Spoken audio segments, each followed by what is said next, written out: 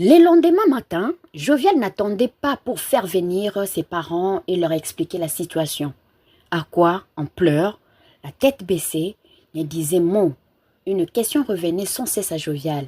Qui es-tu? La vérité éclate, le retour à l'origine. Les parents d'Aqua, accablés de confusion, de tristesse et de honte face aux révélations sur leur fille, n'eurent d'autre choix que de tout avouer à Jovial. Une fois qu'Aqua fut allée chercher ses affaires dans la chambre, la décision finale de Jovial était qu'elle devait quitter sa maison. Ses parents firent cette confession déchirante.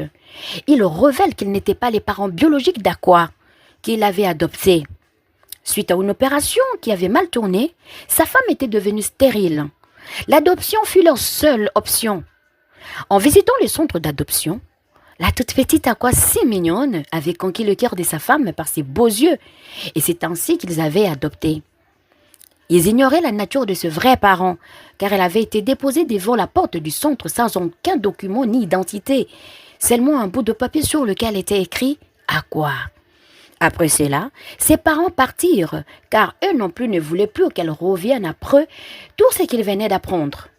Jovial, déçu et en colère, montant dans la chambre où Aqua était en train de préparer ses bagages.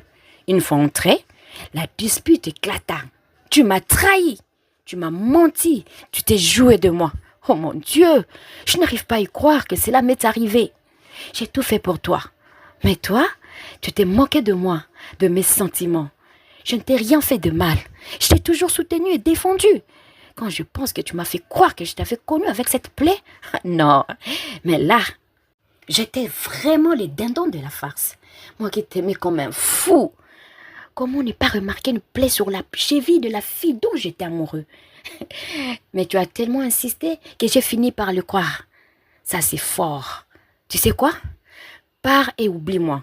Ne me supplie pas. Je te dis de t'en aller avant que je perde le contrôle. Toute honteuse, Aqua quitta le domicile de Jovial. Quelque temps après, Jovial confia à son ami prêtre. « Tu sais, je ne t'avais pas tout dit. En fait, il y a eu une fille dans ma vie avant Aqua. Elle s'appelle Lena. » Jovial raconta tout ce qui s'était passé avec Lena. Sur les encouragements de son ami, ils allèrent chercher Lena pour lui demander pardon. Ils n'étaient même pas sûrs de la retrouver facilement, mais le destin était têtu. C'est ainsi que nos deux meilleurs amis se dirigèrent vers Lena après s'être renseignés sur son adresse.